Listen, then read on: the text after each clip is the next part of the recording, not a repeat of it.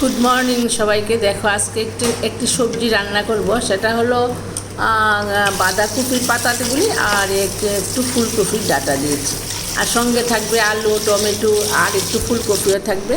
এইগুলি দিয়ে একটা সবজি আজকে বানাবো প্ল্যান করেছি, আর সেটাই আজকে নিয়ে নিলাম। এখানে দেখো কপির ডাঁটাগুলি আর আলুটা একটু সিদ্ধ করে নেব। ডাঁটাগুলি একটু আগে সিদ্ধ করলে রান্নাটা বেশ ভালো হয়, আর যদি আমরা মশলার সঙ্গে দিই তাহলে একটু শক্ত শক্ত লাগে, আর যারা বয়স্ক মানুষ খেতে একটু অসুবিধা হয়, তাই একটু ভাপিয়েই নিই, সবসময়ই ভালো হয় রান্নাটা। এখন দেখো যে বাঁধাকপির কিছুটা পাতাও নিয়েছি, কারণ সবজিটা খুবই কম ছিল, আর এই পাতাগুলি একটু ভাপিয়ে দিলাম। এখন শুকনো লঙ্কা আর পাঁচফোড়ন দিয়ে একটু কষিয়ে নেব। একটু ভাজা বা লাল লাল হলে আমি অন্য মশলাগুলি দিয়ে আর একটু কাঁচা লঙ্কা বাটা দেব, আর সঙ্গে একটু বেগুনও থাকবে।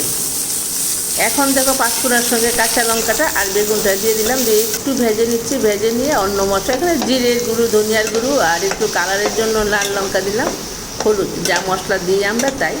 তেমন কোনো রান্না না, তবে রান্নাটা অল্প মশলার মধ্যে ভীষণ ভীষণ ভালো হয়। আর এখানে দেখো সিদ্ধ করা সেই কপিগুলি, কপির ডাঁটা এবং কপি পাতা সবগুলি দিয়ে এখন আর একটু ভালো করে কষিয়ে নেব। আর এই কষানোটার মধ্যে আমি একটু নুন দিয়ে দেব, আর টমেটোটা এখন দিয়ে দিলাম। আর আগে কোনো নুন দিইনি, সিদ্ধর মধ্যে একটু নুন দিয়েছিলাম।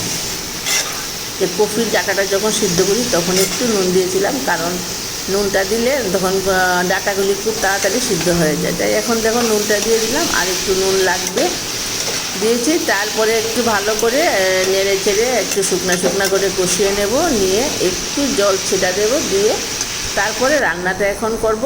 আর এখন একটু চিনি দিয়ে দিলাম। নিরামিষ যে কোনো সবজি রান্নাগুলি তার মধ্যে একটু চিনি দিলে খুব খুব ভালো হয়, কারণ সবজির মধ্যে এমনি একটু মিষ্টি দিতেই হয়।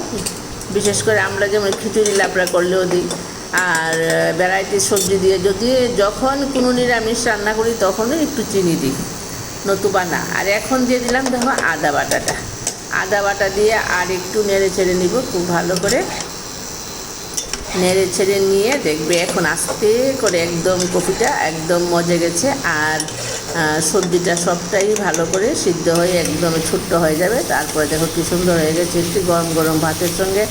আশা করি ভিডিওটা ভালো লাগবে। যদি ভালো লাগে একটা লাইক, একটা সাবস্ক্রাইব দিয়ে অবশ্যই পাশে থেকো। আর তোমরা সবাইকে ধন্যবাদ। আর শীতের দিন আসছে, আরেকদিন আরেকটি শিম টিম বেরুলে একটা দারুণ নিরামিষ সবজি নিয়ে আসবো। আজকে এখানেই, বাই।